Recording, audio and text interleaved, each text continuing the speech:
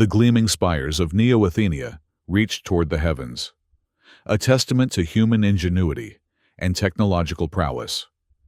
Yet beneath the shimmering facade lay a society deeply fractured. In the year 2187, immortality was no longer a dream but a commodity, one that could be purchased by those with the means to do so. Memory traders had transformed the landscape of human existence, offering the wealthy a chance to extend their lives through the buying, selling, and trading of memories. Dr. Elena Voss stood at her laboratory window, gazing out at the sprawling metropolis below. The setting sun cast long shadows across the city, transforming the gleaming skyscrapers into dark sentinels against the crimson sky. As a leading neurologist, Elena had dedicated her life to understanding the human brain. She had pioneered groundbreaking research in memory consolidation and neural pathways. Yet, she had steadfastly refused to participate in the memory market that had consumed society. Her laboratory was a sanctuary of scientific purity, in a world driven by the economics of immortality. The walls were lined with holographic displays showing neural scans and memory patterns. Complex equipment hummed softly in the background, the culmination of decades of research and innovation. Despite numerous lucrative offers, Elena had maintained her ethical stance against memory trading, believing that memories, with all their joys and pains, were what made us human. The communication panel on her desk chimed, interrupting her thoughts. The holographic display flickered to life, revealing the face of her assistant. "Dr. Voss, there's an emergency call for you." Elena frowned. "Who is it?" "It's about your brother, Milo. He's been admitted to Central Hospital." The world seemed to slow around her as she processed the information. Milo, her brilliant, impulsive younger brother. They had grown apart in recent years, his radical views on memory rights putting him at odds with her cautious, scientific approach. But he was still her brother, her only family since their parents had passed. "I'll be right there," she said, already reaching for her coat. The hospital was a stark contrast to the opulence that characterized much of Neo-Athenia. Located in the mid-level of the city, it served both the wealthy elite and the common citizens, though the quality of care varied dramatically depending on one's financial status. Elena strode through the sliding doors, her scientific credentials granting her immediate access to the restricted areas. A young doctor met her in the corridor, his expression grave. "Dr. Voss, thank you for coming so quickly. Your brother's condition is critical." "What happened?" Elena asked, following him through the sterile white hallways. "He was found unconscious in the lower levels. Initial scans show severe neural degradation, consistent with a failed memory integration." Elena's blood ran cold. Memory integration was a dangerous procedure, especially when performed outside regulated facilities. "He was participating in memory trading? That's not like him. He's always been against it." The doctor's expression darkened. "It appears he was part of a group attempting to infiltrate a memory vault. The security systems have evolved. They now include neural countermeasures." They arrived at Milo's room, and Elena steeled herself before entering. The sight that greeted her was worse than she had imagined.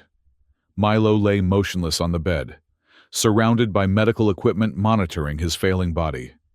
Neural interfaces connected to his temples displayed erratic patterns, indicating the chaos within his mind.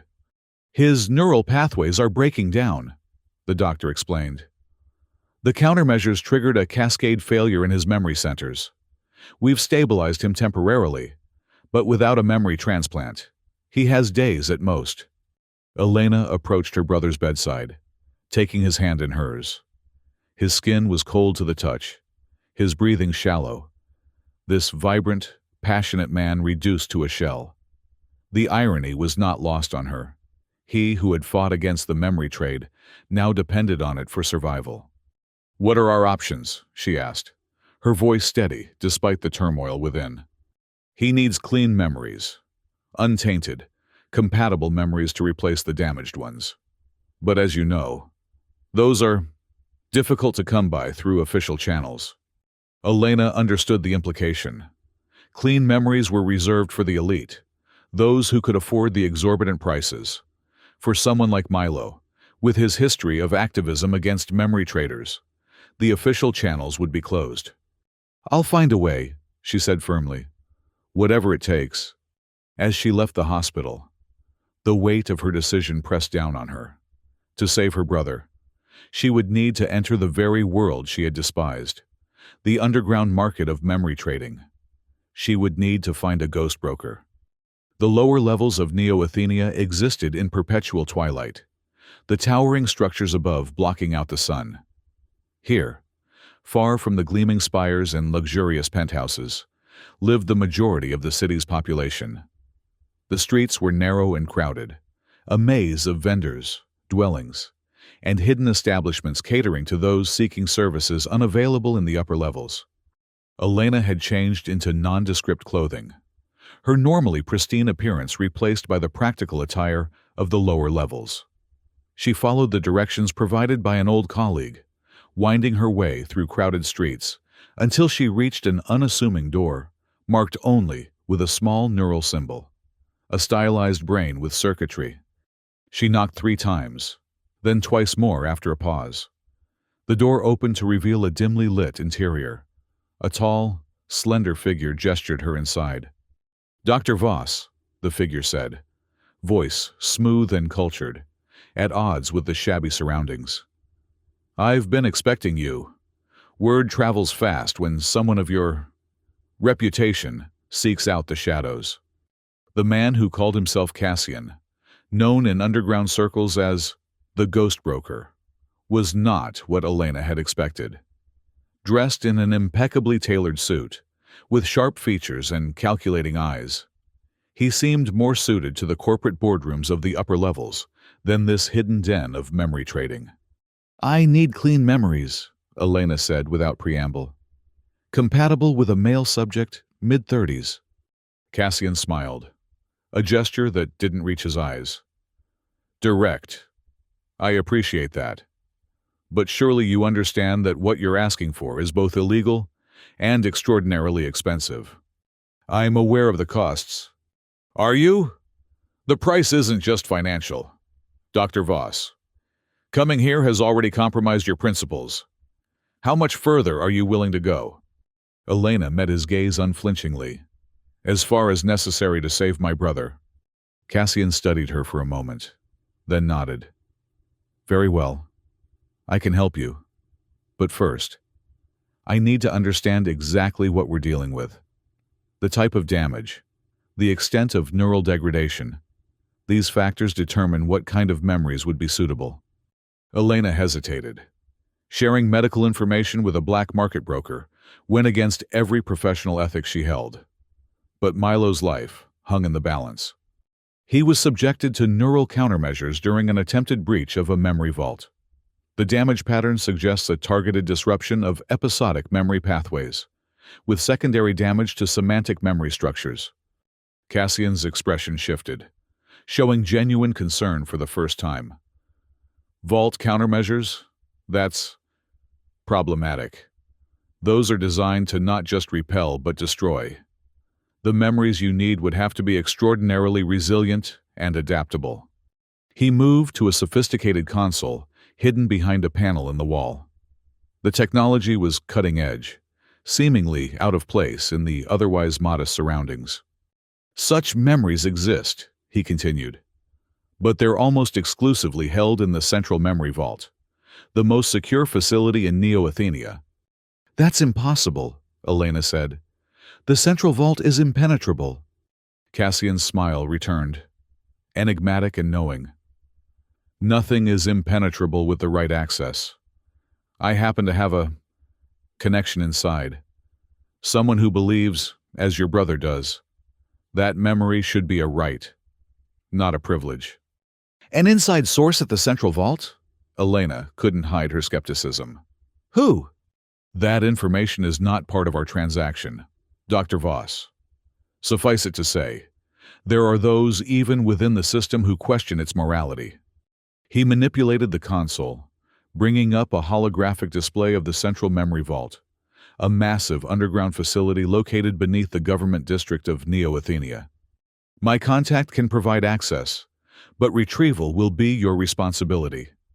The memories you need are stored in Section 7, reserved for what they classify as historical preservation. These are comprehensive, untainted memories, perfect for rebuilding damaged neural structures. Why would historical memories be suitable for neural reconstruction? Elena asked, her scientific curiosity overcoming her suspicion. Because they're from soldiers, Cassian replied. Military personnel with enhanced neural resilience. Their memories were harvested after death, ostensibly for historical archives, but in reality, as a resource for the elite. The ultimate irony, the memories of those who died protecting society now serve to extend the lives of those who exploit it. Elena felt sick. The ethical implications were staggering, yet she couldn't deny the scientific logic. Military neural enhancement would indeed create memories more resistant to degradation and more adaptable to new hosts. How soon can your contact provide access? She asked. Tomorrow night. That gives you time to prepare. You'll need specialized equipment to extract and transport the memories. I have access to such equipment through my laboratory. Cassian nodded. Good. One more thing, Dr. Voss. Once you enter this path, there's no turning back. The authorities take a dim view of memory theft, even when it's from their own morally questionable repositories. I understand the risks. Do you? It's not just legal consequences you face. Memory is identity. When you start trading in memories, the lines between self and other begin to blur. Your brother may survive, but will he still be Milo? The question hung in the air between them, unanswerable yet unavoidable. Elena had no response that would satisfy either Cassian or herself. Instead, she took the data chip he offered, containing the access codes and location details provided by his mysterious contact. As she left the ghost broker's den, Elena felt the weight of her decision pressing down on her. She had crossed a line, one she had sworn never to cross. Yet for Milo, she would cross many more before this was over. The next day passed in a blur of preparation. Elena used her laboratory access to assemble the necessary equipment for memory extraction and preservation. Years of research had made her intimately familiar with the technology, though she had never intended to use it for this purpose. Her hands moved with practiced precision, even as her mind grappled with the ethical quagmire she had entered. As evening approached, she received an encrypted message from Cassian with final instructions. The access window would open at midnight, lasting exactly 15 minutes. She would need to be in position at a service entrance to the Central Memory Vault, where her credentials would be temporarily recognized by the security system. Before leaving, Elena visited Milo at the hospital. His condition had deteriorated further, the neural decay accelerating despite the medical team's best efforts. Time was running out. I'm going to fix this, she whispered to his unconscious form. I promise. The Central Memory Vault was a fortress disguised as a government archive building. Located in the heart of Neo-Athenia's administrative district, its true purpose was known only to those in power. From the outside, it appeared to be a nondescript structure of glass and steel, its significance hidden behind bureaucratic anonymity. Elena approached from the west side, using the shadows of neighboring buildings for cover. Her heart pounded in her chest, each beat a reminder of what was at stake. The service entrance was exactly where Cassian had indicated, an unremarkable door, marked only with a maintenance symbol. She placed her palm against the scanner, holding her breath. For a moment, nothing happened, and she feared the access codes had failed. Then the door slid open with a soft hiss, revealing a dimly lit corridor beyond. Once inside, Elena moved quickly, following the memorized route to Section 7. The interior of the vault was a maze of corridors and secure rooms, each housing memories categorized by type, quality, and source. The security was omnipresent but subtle. Cameras disguised as lighting fixtures, pressure-sensitive floors, and atmospheric sensors that could detect the unique chemical signature of anxiety or fear. Section 7 was located on the lowest level, accessible only by a specialized elevator that required both biometric and code authentication. Elena's borrowed access worked once again, though she noticed the system hesitated longer this time, as if questioning the validity of her presence. The elevator descended silently, carrying her deep beneath the city. When the doors opened, she stepped into a vast chamber that took her breath away. Unlike the sterile corridors above, Section 7 resembled a library from another era. The walls were lined with what appeared to be books, but were actually memory storage units disguised in an archaic format. In the center of the room stood a circular console, its surface displaying a holographic interface. Elena approached cautiously, aware that every second increased the risk of discovery. According to Cassian's information, the military memories were stored in the eastern section, categorized by conflict and chronology. She found the correct area quickly, scanning the labels until she identified memories suitable for Milo's neural profile. The storage units were small, each containing a lifetime of experiences compressed into crystalline matrices.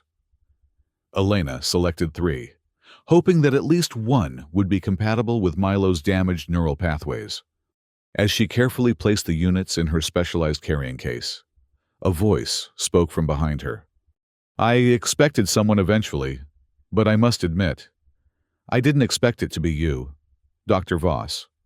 Elena turned slowly to find herself facing a tall, distinguished man in an immaculate suit. His silver hair and piercing eyes gave him an authoritative presence that filled the room despite his relaxed posture. "Dr. Armand Riley," she said, recognizing the director of the Central Memory Vault. "I suppose I should be flattered that you know who I am. Your work in neural pathway reconstruction is required reading for everyone in my department," Riley replied. "Your ethical stance against memory trading has made you something of a curiosity in our circles. And yet, here you are, stealing memories from my vault." "I'm taking what should never have been stored here in the first place," Elena countered. "These are people's lives, their identities, not commodities to be hoarded." Riley's expression remained impassive. "Is that what you tell yourself? That you're liberating these memories? Or are you simply willing to compromise your principles when it suits your personal needs?" The accusation stung because it contained a kernel of truth. Elena had indeed compromised her principles, but not for herself. "My brother is dying," she said. "He needs these memories to survive." "Ah, the brother. Milo Voss, the memory rights activist. How ironic that his salvation lies in the very system he sought to dismantle." Riley moved closer, studying her with clinical interest. "You know, your brother and his allies don't understand what we're doing here. They see only exploitation and inequality, not the preservation of humanity's most precious resource. What you're doing is creating a two-tiered society where immortality is available only to those who can afford it." Elena retorted. "What we're doing is ensuring that the best of humanity survives. Those who have proven their worth through achievement, innovation, contribution to society, they deserve the gift of extended life. Would you have us waste precious memories on those who have contributed nothing?" "And these soldiers?" Elena gestured to the storage units she had selected. "Did they contribute nothing? Did they not give their lives for the society you claim to value so highly?" A flicker of something, regret, perhaps, crossed Riley's face before his clinical mask returned. "Their sacrifice continues to serve humanity through the lives they extend. A noble purpose. Wouldn't you agree?" "There's nothing noble about exploiting the dead to benefit the rich." Riley sighed, as if disappointed by her limited perspective. I had hoped someone of your intellect would understand the necessity of our work. The ethical considerations are complex, yes, but the benefits to humanity are undeniable. Benefits to a select few, Elena corrected. For now, Riley acknowledged. But technology always democratizes eventually. What begins as a luxury for the elite inevitably becomes accessible to all. We're simply managing the transition. Managing it in a way that maintains your power and the status quo. Riley's expression hardened. I think we've exhausted this philosophical debate. Dr. Voss. The question now is what to do about your theft. The penalties for memory theft are severe, as I'm sure you're aware. Elena tensed, prepared for security forces to emerge from the shadows. Instead, Riley surprised her. Take the memories, he said. Consider it a professional courtesy from one scientist to another. But know this. Those memories are military grade, designed for enhanced neural structures. In an ordinary brain, like your brother's, they could cause severe psychological trauma. The integration process might save his body while destroying his mind. I'll find a way to make them compatible, Elena said, though uncertainty crept into her voice. Perhaps you will. You're certainly capable. But ask yourself this. Even if you succeed, will the person who wakes up still be your brother? Or will he be something else, a hybrid of Milo and the soldiers whose memories you're stealing? It was the same question Cassian had posed, and Elena still had no answer. But she couldn't turn back now. I'll take my chances, she said, securing the carrying case. Riley nodded, stepping aside to allow her passage to the elevator. One last thing, Dr. Voss. Those memories you've selected, do you know which conflict they're from? Elena glanced at the labels. The Arabian Resource Wars, 2157. Ah, Riley said, a strange smile playing on his lips. An interesting choice. Safe journey. Dr. Voss. I suspect we'll meet again soon. The elevator doors closed, leaving Elena with a sense of unease that Riley had let her go too easily. But there was no time to dwell on it. Milo's condition was deteriorating by the hour, and she needed to prepare the memories for integration immediately. Back in her laboratory, Elena worked tirelessly through the night, analyzing the stolen memories and preparing them for Milo. The process was delicate and complex, requiring her to filter and modify the neural patterns to make them compatible with her brother's brain structure. As she worked, she discovered something disturbing about the memories she had taken. Despite being labeled as from the Arabian Resource Wars, many of the memory sequences contained imagery and emotional imprints inconsistent with combat operations. There were flashes of civilian targets, scenes of interrogation, and emotional signatures suggesting not duty or self-defense, but something darker, satisfaction, even pleasure in the infliction of pain. These aren't just soldiers, she murmured to herself. They're war criminals. The realization sent a chill through her. Riley had known exactly what memories she was taking. Was this his way of ensuring she would fail? Or was there a more sinister purpose behind his apparent generosity? There was no time to obtain different memories. Milo was fading fast, and these were the only ones available. Elena would have to find a way to sanitize them, to remove the most traumatic and disturbing elements, while preserving the neural structure Milo needed for recovery. It was work that pushed the boundaries of her expertise, requiring her to develop new techniques on the fly. By morning, she had created a modified memory set that she believed would heal Milo's damaged brain without overwhelming it with trauma. But there were no guarantees. What she was attempting had never been done before. A selective memory integration that preserved the host's identity while incorporating only the beneficial aspects of the donor memories. At the hospital, Elena was met by the same doctor who had first informed her of Milo's condition. His expression was grave. We're losing him, Dr. Voss. His neural activity is becoming increasingly erratic. If you have a solution, It needs to be implemented immediately. Elena nodded, presenting her credentials and the necessary documentation for an emergency memory integration procedure. Her reputation and position gave her the authority to override standard protocols. Though what she was about to do went far beyond any approved medical procedure. Milo was moved to a specialized neural integration chamber, his failing body connected to life support systems that would sustain him during the delicate procedure. Elena personally attached the neural interfaces, positioning them with precision, born of years of research and practice.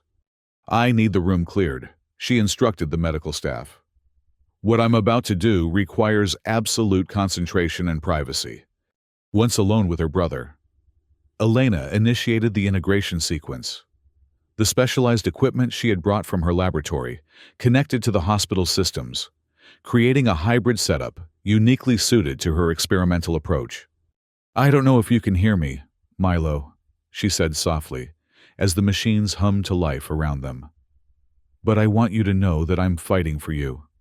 I've crossed lines I swore I never would, because you matter more than my principles.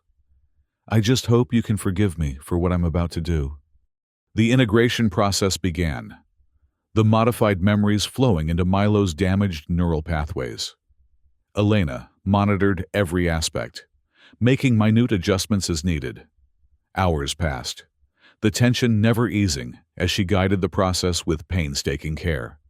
Then, something unexpected happened.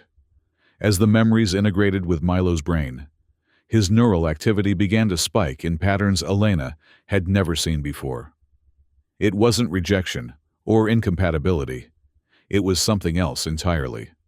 Milo's body convulsed, his back arching off the bed despite the restraints. The monitoring equipment blared warnings as his vital signs fluctuated wildly. "No, no, no," Elena muttered, her fingers flying over the controls. "This isn't right." On the neural activity display, she could see what was happening. The military memories were overwhelming her modifications, their emotional intensity breaking through the barriers she had constructed. Worse, they were triggering Milo's own suppressed memories. Memories of his activities with the memory rights movement, of confrontations with authorities, of ideological passion that matched the intensity of the soldiers' experiences in different but resonant ways. The combination was creating a feedback loop, amplifying both sets of memories to dangerous levels. If she didn't stop it, Milo's mind would be torn apart by the conflicting neural patterns. But simply halting the process wasn't an option either. The integration had progressed too far. Milo's brain was now dependent on the new neural structures being formed. Stopping now would be as fatal as doing nothing had been. Elena had only one option, a theoretical procedure she had developed but never tested. It would require her to enter Milo's neural space directly, using a synchronized interface to navigate and modify the integration process from within. The risks were enormous, both to Milo and to herself. Neural synchronization at this depth could result in permanent entanglement, memory contamination, or worse. But there was no alternative. Elena quickly set up the secondary interface, attaching the neural connectors to her own temples. She programmed the system to maintain her core identity markers, creating a buffer that would hopefully prevent complete immersion in Milo's neural landscape. "I'm coming, Milo," she whispered, activating the synchronization. The world dissolved around her, replaced by a swirling vortex of memories, some Milo's, some from the soldiers, and some indistinguishable amalgamations of both. Elena found herself not just observing, but experiencing these memories, feeling their emotional weight and sensory detail as if they were her own. She saw Milo as a child, felt his wonder as their parents explained complex scientific concepts in simple terms. She experienced his growing disillusionment with the memory trade, his anger at the inequality it perpetuated. And interwoven with these personal histories were the soldiers' memories, the heat of battle, the camaraderie of the unit, but also the atrocities committed in the name of resource security. The conflicting narratives threatened to overwhelm her. But Elena clung to her purpose. She wasn't here to experience these memories, but to sort them, to guide the integration process with conscious intent rather than algorithmic precision. Using techniques she had developed for neural pathway reconstruction, Elena began to shape the memory landscape. She couldn't remove the traumatic memories entirely. They were too deeply integrated now, but she could contextualize them, creating neural markers that identified them as external rather than personal experiences. It was painstaking work, each memory requiring individual attention. Elena lost all sense of time as she moved through Milo's mind, encountering moments of his life she had never known about. His secret love affairs, his deepest fears, his moments of triumph and despair. The intimacy of it was overwhelming, a level of knowledge no one should have of another person, even a beloved sibling. As she worked, Elena began to understand what Riley had meant about the memories she had chosen. The soldiers from the Arabian Resource Wars had not been heroes, but perpetrators of classified operations targeting civilian infrastructure and dissident groups. Their memories contained not just trauma, but guilt, moral injury that had eaten away at them from within. Yet, even in these dark memories, Elena found something unexpected: redemption. Many of the soldiers had eventually recognized the wrongness of their actions, had sought atonement in various ways. These redemptive narratives, she realized, could serve as a template for neural healing, providing a path from trauma to recovery that might help Milo integrate the foreign memories without being destroyed by them. With renewed purpose, Elena focused on strengthening these redemptive pathways, creating neural bridges between the soldiers' journeys toward atonement and Milo's passionate belief in justice and equality. She was no longer just salvaging what she could from a desperate situation, but crafting something new, a neural architecture that honored both Milo's identity and the complex humanity of the soldiers whose memories now shared his mind.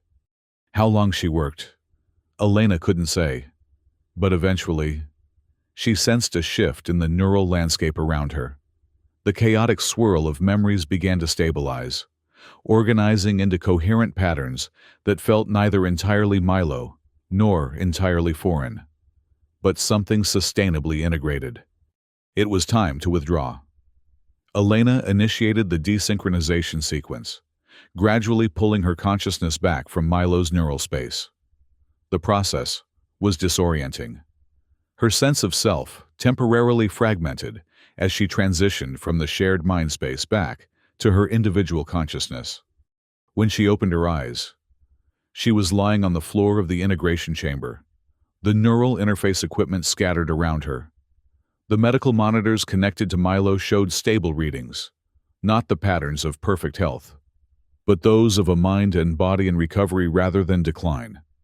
Elena struggled to her feet, her limbs unsteady, as if she had forgotten how to use them. Her own memories felt strange, partially overlaid with echoes of Milo's experiences and those of the soldiers. She knew the effect would fade with time, but for now, the boundaries between self and other remained disconcertingly blurred. She approached Milo's bedside, studying his face for any sign of consciousness. His expression was peaceful now, the pain that had marked it earlier replaced by serene repose. Whether the mind behind that face would still be her brother's remained to be seen. As if sensing her presence, Milo's eyes fluttered open. He stared at the ceiling for a moment, then slowly turned his head to look at her. "Elena," his voice was weak, barely above a whisper. "I'm here," she said, taking his hand. "How do you feel?" Milo's brow furrowed in concentration. "Strange. Like I'm more than myself. There are memories, experiences I know aren't mine, but they feel real." "They are real," Elena explained gently. "They're just not yours. Not originally." Understanding dawned in his eyes, followed by a complex mix of emotions: confusion, betrayal, gratitude, fear. You gave me someone else's memories. You did exactly what we've been fighting against. I did what I had to do to save you, Elena said, unable to keep the defensive note from her voice. You were dying, Milo. Your neural pathways were collapsing. These memories are rebuilding them, giving your brain a template to heal itself. Whose memories? He asked, his voice stronger now, edged with suspicion. Elena hesitated. Military personnel, from the Arabian Resource Wars. Milo's face paled. Do you know what happened there? What they did to civilians? To children? I know now, Elena admitted. I've seen it. I've felt it. When I synchronized with your neural space to guide the integration, I experienced everything, their actions, their guilt, their attempts at redemption. Redemption? Milo laughed bitterly, the sound harsh in the quiet room. Is that what they call it? Justifying atrocities with a convenient narrative of personal growth? It's more complicated than that, Elena began, but Milo cut her off. It always is, isn't it? The systems of power always have their complexities, their nuanced justifications. But the outcome is the same. The privileged few benefit while everyone else suffers. His voice had risen, taking on a fervent quality Elena recognized from his public speeches. It was Milo speaking. Undoubtedly. His passion, his politics, his righteous anger. Yet there was something new in his expression, a haunted look that hadn't been there before. You're right, Elena said softly. The system is unjust. What happened in the Arabian Wars was unconscionable. The memory trade perpetuates inequality. All of that is true. But it's also true that you're alive because of that system. Because I was willing to compromise with it. Milo was silent for a long moment, his expression troubled. I remember things I shouldn't, he finally said. Villages burning, interrogation rooms. But I also remember, after, the nightmares, the guilt, the search for forgiveness. Those soldiers weren't just perpetrators, Elena explained. They were victims too, in a different way, used by the system and discarded. Their memories harvested and sold to the highest bidder. Just like we've been saying all along, Milo murmured. The memory trade corrupts everything it touches. He looked at her with newfound understanding. Even you, in the end. The accusation hurt, but Elena couldn't deny its truth. Yes, even me. What happens now? Milo asked, his voice betraying his exhaustion. Do I just live with these memories? Become some hybrid of myself and war criminals? The integration process I developed is different from standard memory transplantation. Elena explained. I've created neural markers that identify the foreign memories as separate from your own experiences. With time and therapy, you should be able to maintain your sense of self while still benefiting from the neural stability the new memories provide.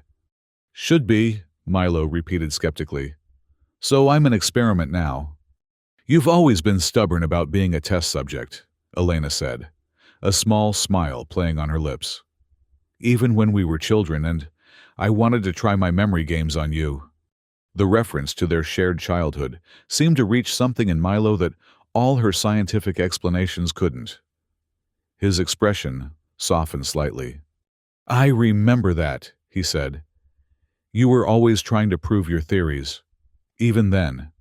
He paused, considering something. Elena, while you were in my mind, did you see everything? She understood what he was asking. Had she witnessed his most private moments, his deepest secrets?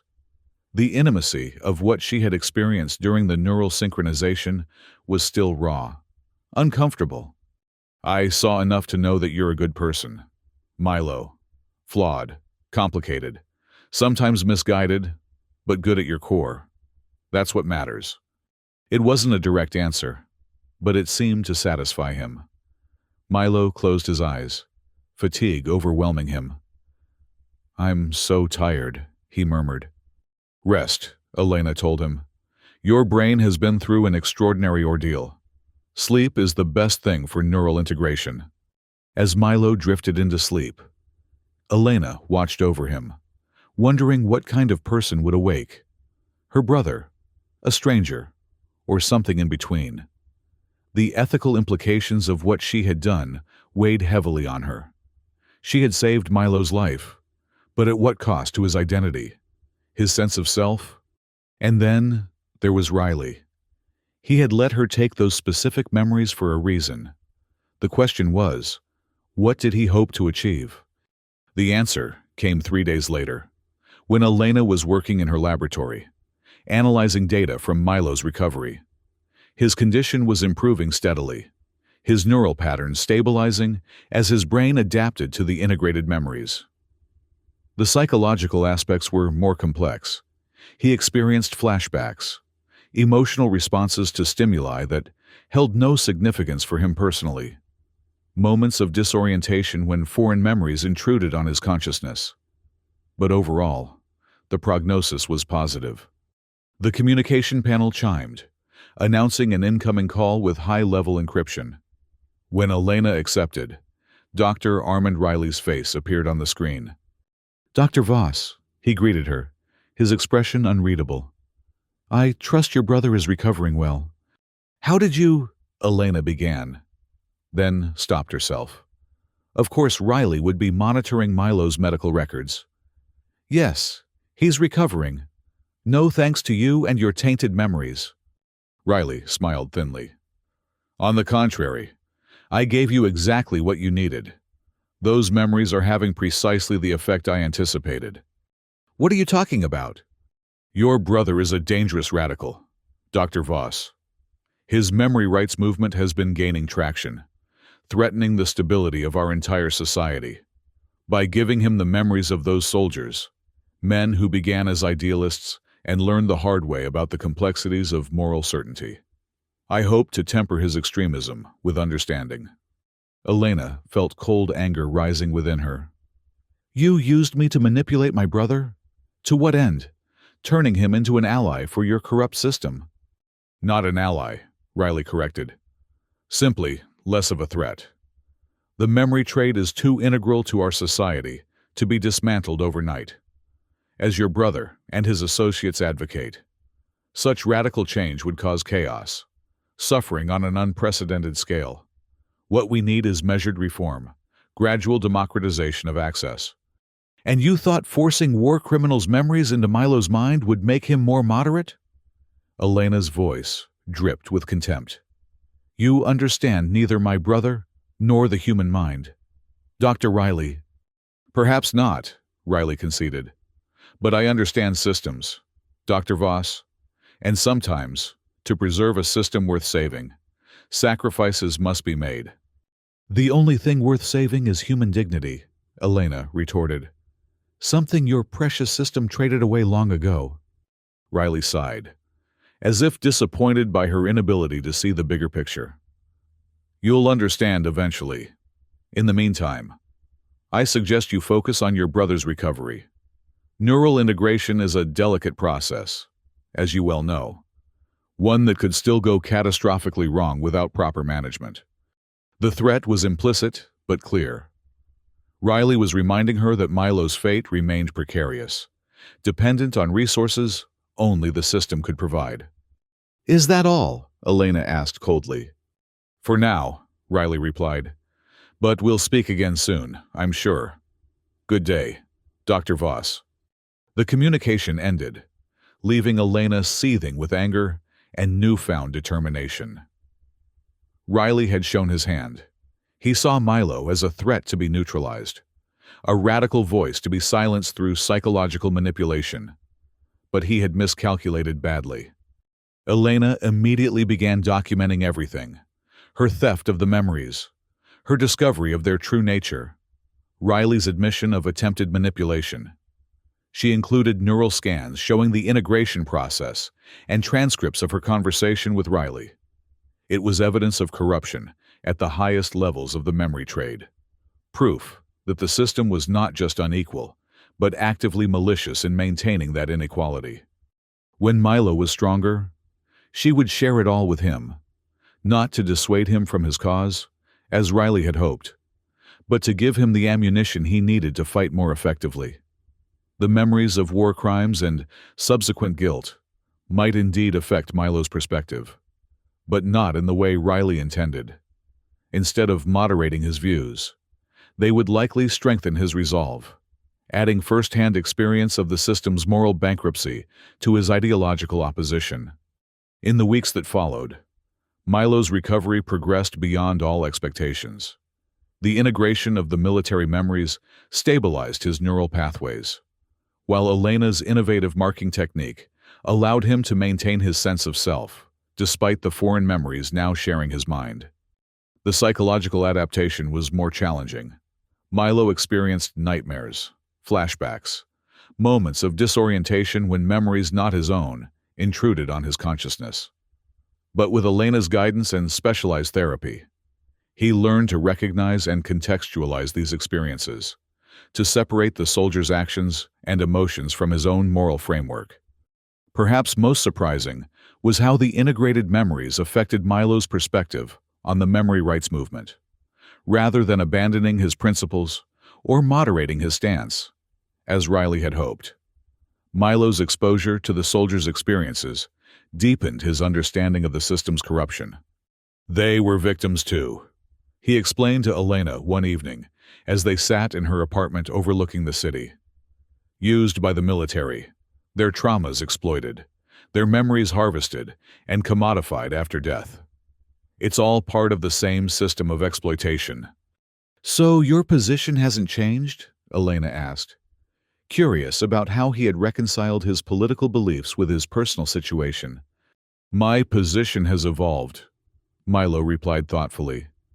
Before, I saw the memory trade as simply unjust, the rich extending their lives at the expense of the poor.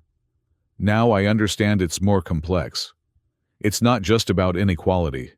It's about the commodification of human experience itself, the reduction of memory, of identity, to a resource to be extracted and exploited. He gazed out at the glittering spires of Neo-Athenia, his expression troubled. And I understand something else now. Something I was too idealistic to see before. Change won't come through revolution alone. The system is too entrenched, too pervasive. We need to work from within as well as without. Elena nodded, recognizing the influence of the soldiers' memories. Men who had believed in a cause, committed atrocities in its name, and then sought redemption through incremental action rather than grand gestures. Riley thought those memories would pacify you, she said, make you less of a threat. Milo smiled grimly. Instead, they've made me more effective. I understand the enemy better now, and I have a weapon they never anticipated. What's that? Empathy, he said simply. I can speak to both sides now, to the radicals in the movement who want to tear down the entire system overnight, and to those within the system who know it's flawed, but fear the chaos of sudden change. Elena marveled at her brother's resilience. His ability to integrate not just the neural patterns, but the lived experiences of others into his own perspective, without losing himself in the process. It was a kind of strength she hadn't anticipated, a depth of character that transcended her scientific understanding of memory and identity. What's your next step? She asked. Milo's expression grew determined. We release everything. The evidence of Riley's manipulation, the truth about the military memories, the corruption at the heart of the central memory vault. Not just to our allies in the movement, but to the public at large. That's dangerous, Elena cautioned. Riley and his associates won't hesitate to destroy us if we threaten their position. Which is why we need to make it impossible for them to target us specifically, Milo explained. We distribute the evidence widely, through multiple channels, ensuring that no single point of failure can stop the information from spreading. It was a sound strategy, one that reflected both Milo's activist experience and the tactical thinking of the soldiers whose memories he now carried. Elena found herself nodding in agreement. I'll help, she said. My position in the scientific community gives me access to networks they won't be monitoring as closely. Milo reached across the table to take her hand, his expression solemn. Are you sure? This puts your career at risk. Everything you've worked for. My work was always meant to help people, to advance our understanding of the human mind. Elena replied. What good is that if I stand by while a corrupt system exploits that knowledge to perpetuate inequality? The siblings spent the next several days preparing their evidence for release. Elena compiled the scientific data, neural scans, memory analyses, documentation of the integration process, while Milo crafted the narrative that would make this technical information accessible to the public. Together, they created a comprehensive exposé of the Central Memory Vault's practices, from the harvesting of military memories to their sale to wealthy clients, and the attempted manipulation of memory rights activists. On the day of release, they distributed the information through hundreds of channels simultaneously: scientific journals, news outlets, social media platforms, encrypted activist networks. By the time Riley and his associates became aware of the leak, it was too late to contain it. The evidence was everywhere, being discussed and shared by millions across Neo-Athenia and beyond. The public reaction was immediate and profound. Protests erupted throughout the city, citizens of all levels demanding accountability and reform. The scientific community, led by Elena's colleagues, called for a moratorium on memory trading pending a complete ethical review. Political leaders, sensing the shifting winds, distanced themselves from Riley and the Central Memory Vault, calling for investigations and oversight. Riley himself appeared on public channels, attempting to dismiss the revelations as exaggerations and misunderstandings. But his carefully cultivated image of scientific altruism crumbled in the face of the evidence. When questioned about the use of war criminals' memories, he fumbled for justifications that only further damaged his credibility. For Elena and Milo, the days following the release were tense. They had taken precautions, relocating to a safe house provided by the memory rights movement, changing their communication protocols regularly, staying off the grid as much as possible. They knew Riley would seek revenge, that his resources and connections made him dangerous even as his public standing collapsed. Their caution proved warranted when Elena's laboratory was raided by private security forces, her research confiscated and equipment destroyed. Similar actions targeted known members of the memory rights movement, a desperate attempt to intimidate and silence those responsible for the exposé. But it was too late. The truth had spread too widely, taken root too deeply in public consciousness. Each act of retaliation only confirmed the corruption the siblings had exposed, turning more citizens against the memory trade and its beneficiaries. A week after the release, as Elena and Milo monitored the ongoing fallout from their secure location, they received an unexpected communication, a direct channel request using obsolete encryption protocols that bypassed standard monitoring systems. When they accepted the connection, a familiar face appeared on the screen: Cassian, the ghost broker. Dr. Voss, Milo, he greeted them, his customary smooth manner somewhat strained.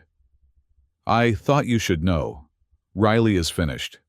The government has distanced itself from him completely. The Central Memory Vault has been placed under independent oversight, pending a full investigation. Your sources are reliable? Milo asked, ever cautious. Impeccable, Cassian assured him. I have contacts within the transition team.